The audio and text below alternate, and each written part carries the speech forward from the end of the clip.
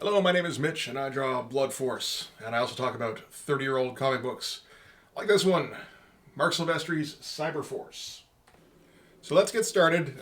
First we can start with Mark Silvestri, who's an interesting dude.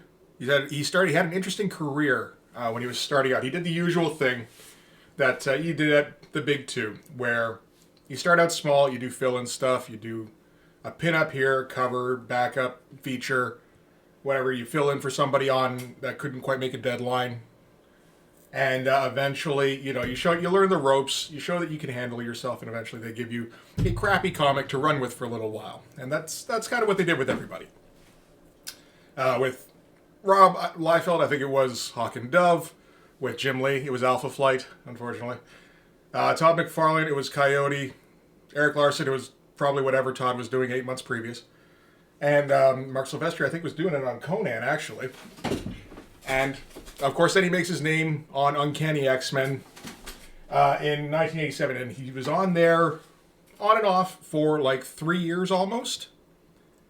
And I think I did the math, it was like 32 issues during 33 months. And it's like, God damn, that's pretty consistent. Well, no, he actually, there were 41, I think, issues released in that time. There was a while there where X-Men was bi-weekly. And there were several consecutive issues where where Silvestri would just be doing both of those issues. So that guy could go. It seemed like he needed a break fairly often, but yeah, no, just he got honed in that period, I think.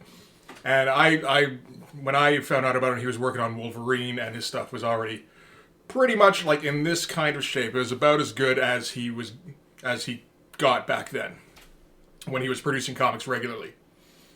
And so then he comes out with Cyberforce, and so it's an interesting book because it doesn't seem to be trying to do the same things that, say, Wildcats and Youngblood are trying to do.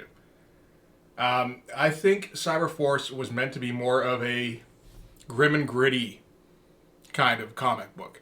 Like, I don't know, Savage Dragon, Wildcats, Youngblood, Spawn, they all kind of have that element where they're trying to just make it a bit more, I don't know, not like a little more adult-ish, but like the kind of adult-ish that a 12-year-old wants, where there's a bit more swearing, there's a bit more blood, a bit more boobs. There's, it's more violence, that kind of thing. Cyberforce was going more in, I don't know, that like it was trying to move a bit more in an actually more grim and gritty direction. I think it's still with kind of silly guys in silly costumes, but that's the milieu, right? So when I take a look at this cover, the first thing I think is the design is good. Like the black and white artwork, I think probably looks pretty goddamn good. But the first thing I think is that the color scheme is kind of drab. But that might just be what he's going for. I'm not for sure. Because it's not... You look at a Savage Dragon thing. It's like bright green, bright yellow, bright red. And this is a bit more... it kind of blends together more. And everybody's got more themed costumes. So like, you think about Wildcats, which I have here still. And everybody's very identifiable by their colors. Right? You got purple and green, green and red, chartreuse, blue and red, and purple and yellow, blue and silver, silver. Like they're pretty easy to pick out. Here everybody is, I don't know, kind of dulled out colors, and it's like gray and dull green, gray and dull blue, gray and red, gray and darker blue, gray, because they're cyber, right? So that makes sense. It does kind of make them all blend together a little bit. And the pose here on the cover, like I said, it's good. Everybody has their own space. Nobody feels crowded. Nobody feels too random. It does feel a little bit like, what are you guys doing? Tell you, it took me a while to notice that there's actually guns here. And then it's like, oh, hey, look at this. This is a fold-out cover. Okay, that's all right. Again, not too bad. I think that probably sold for quite a bit. So we jump right in, and this character here, Velocity, is kind of she's our vessel into this world. She's the one we're going to follow along. She's not really a protagonist because she doesn't do much in this issue, at least. But she's somebody that we're just kind of following along here. And again, the coloring is this is the kind of thing that made me think that he's trying to get a bit more actually gritty, because the coloring is very washed out, and it's at night, it's raining, and everything is just not the brightest version of the colors he could have used. But like, these angles are great. He gets a nice little cinematic sequence here with like the leap over the fence, running away, boom, like it's paced nicely with these beats. And we get a shot of, this is going to be a theme, by the way, where we get Velocity runs for a bit. She starts to get caught up with by the shocks, I think they're called, and then somebody intercedes. And that seems to be the formula that Mark Silvestri wants to use for this particular comic. And I don't think it's a bad idea, actually. So this doesn't quite go that direction. This is just introducing Ripclaw because Ripclaw's the coolest character. And I love this perspective. That just looks so good. I love, if you look here at Velocity, like there's barely anything here. This is basically a triangle. But you know it's Velocity, and he's got the shadow here elongated to kind of, it's still nothing. That's not indicating anything. But it's very clear what it should be anyway. It just, Mark Silvestri just knows what he's doing. Like, like I said, when he was doing those 2 comics a month, you learn to just like whip something off real quick and indicate what's on the page more than, flesh it out, because you just got to get those goddamn things done. And now it seems like he can just indicate whatever he wants at will. And, Ripclaw. Like I said, he's the coolest character. Nice backgrounds. That's some pretty good perspective. Like a bit of a fisheye kind of thing. I don't know if it all holds up, but actually looking at it. But no, that looks great. And of course, everybody wants this image for this character. Then we get, I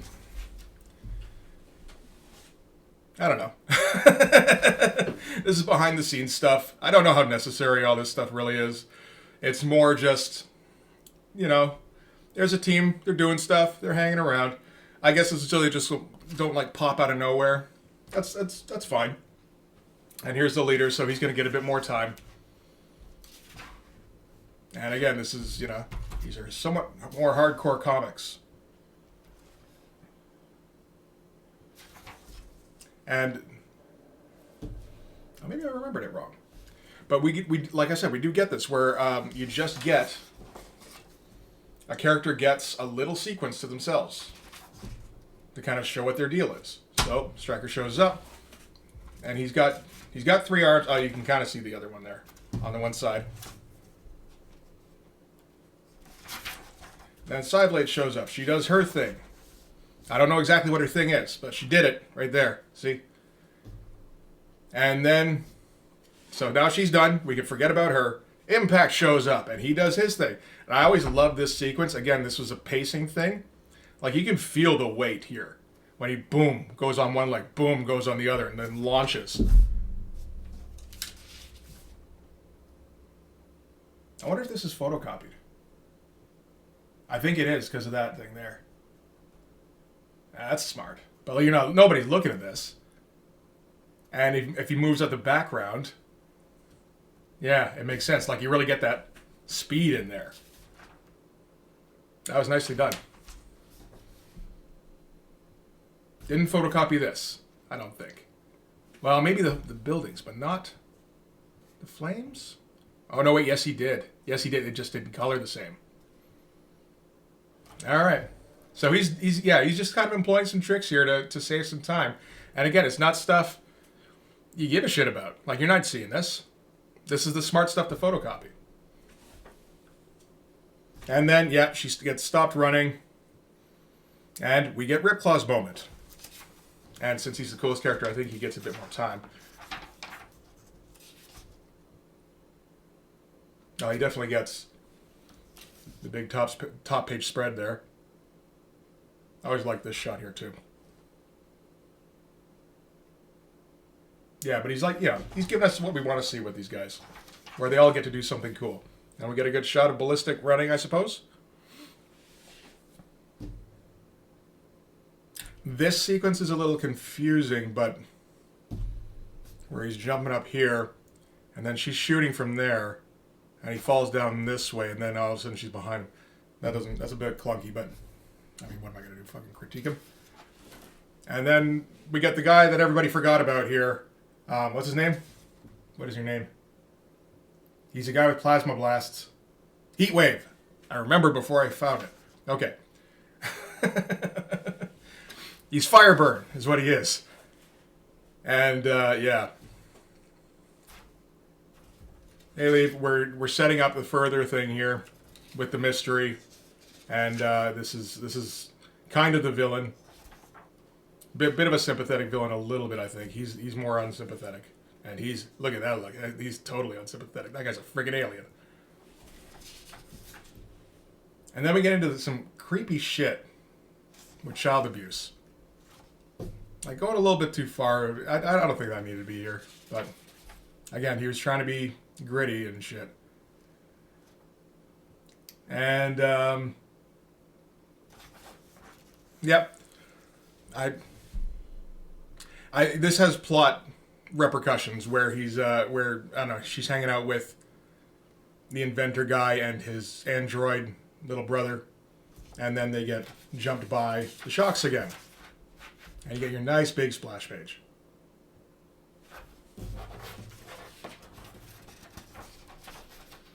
We keep seeing this. This must have been like a bit of a rude awakening when... because this is the first one after Image drops, the first Wizard. And you get your Art T-Bear cover, and this is what Marvel is now that all the good artists are gone. I don't hate Art T-Bear or anything, but it's just it's a bit of a shock. So, yeah, that was Cyberforce. Everything, it's all well done. It's not super memorable, but I think it didn't, like, the first one didn't really have to be. Again, it's just introducing the situation, introducing the characters, all that, and it does a fairly good job of that. This was written by Mark's brother. I mean, and so he gave it a bit more consideration, I guess, than, I don't know, I guess Todd felt like he was a good writer. He was wrong, but he certainly thought he was. Jim Lee, like, hired his college buddy or something. I have no idea who Hank Canals was to Rob Liefeld. He wasn't a writer. And Eric Larson famously said that, I just realized this got trimmed out. You pricks. All right. Yeah, Eric Larson famously said that artists don't need writers. It's the artists that sell the books. And I guess he was kind of just speaking for himself, but, like, yeah, he was kind of right, at least in that regard. And so Mark Silvestri kind of did the same thing, where he brought in his brother. His brother did okay. Like I said, it's not super gripping kind of story, but it's not just, like, stupid, like Youngblood and Wildcats had a tendency to be. This wasn't one of the biggest sellers, although that may have had something to do with it being one of the later ones too. And I don't know, Mark Silvestri never had quite the profile of guys like Jim Lee, Rob Liefeld, Todd McFarlane, etc. He was more of an Eric Larson, Will Sportatio, Dale Keown kind of guy. So he got that kind of release where he got like 750,000 print run out of his first issue. And I think another reason Cyberforce doesn't really hold a strong memory for me is that it came out extremely sporadically. Like, I thought Youngblood was bad, and then I look back on what the release schedule on this thing was, and holy shit. I mean, the first one here comes out in October, which is already like, wow, really? Like, when was the last time you worked on? Shit, I should check that. I know the last issue of Wolverine he did, I think, was 50, 51, around there. I had 50. I thought it was pretty cool. Hang on a second here. Okay, so it looks like he did it a bit longer than I thought. Although, I don't know, kind of. He didn't do issue 51.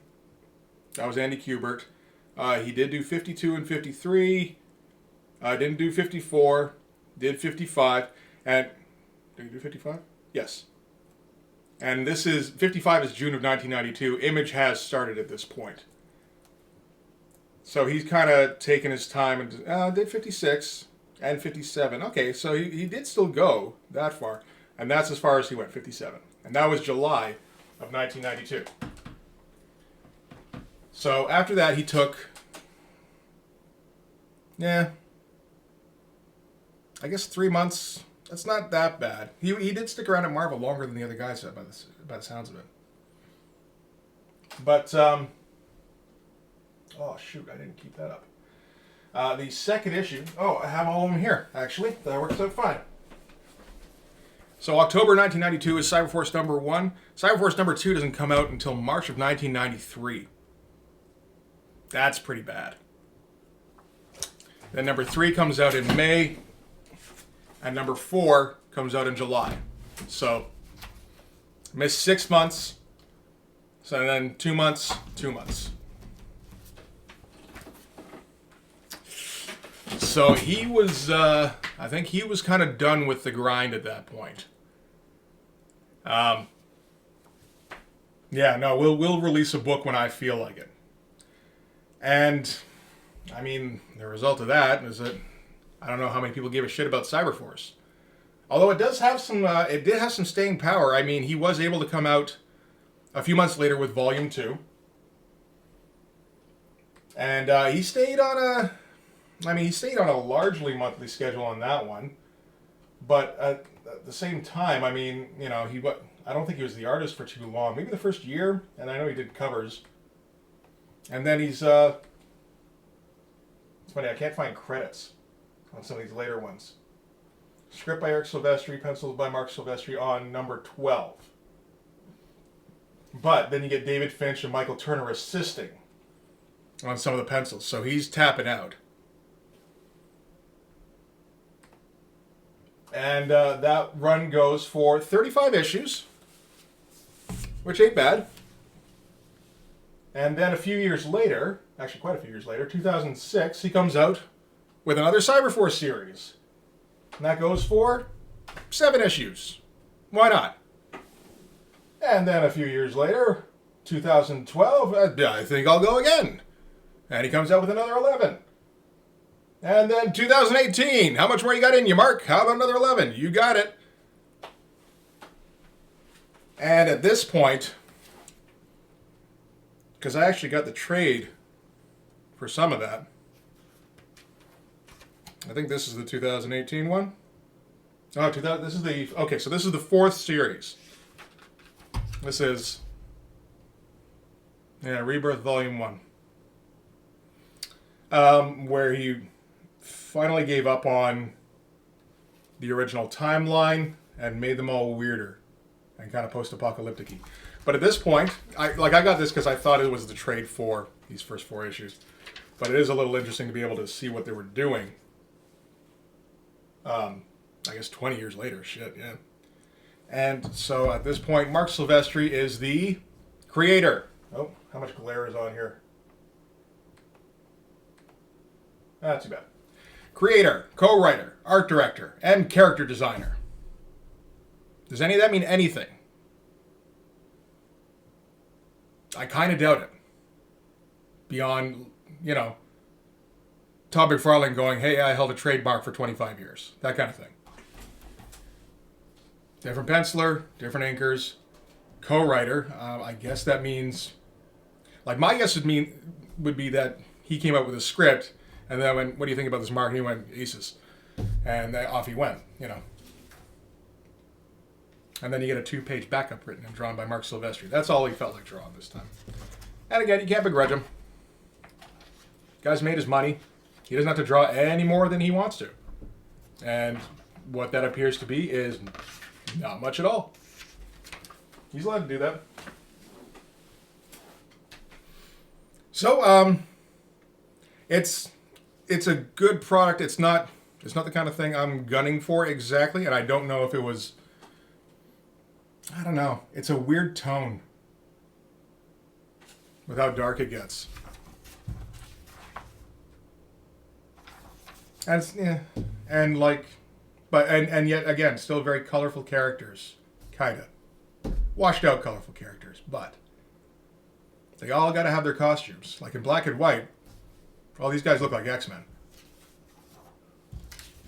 Not so much you. This is the stuff I really got to rip off of Mark Silvestri more. It's all this fill-in stuff. He makes all this look effortless, you know? What are these? Are these tendons? These aren't muscles, really. Okay, that's triceps, sure. Is that all real? I don't know. That stuff? I don't think so. But because it's on a Mark Silvestri picture, you go, yeah, that looks legit. I believe in you. Yes. All right, so that's going to do it for this one, I think. Oh, you know what? Let's end it proper. Let's end it fucking proper. Where are you? There we go.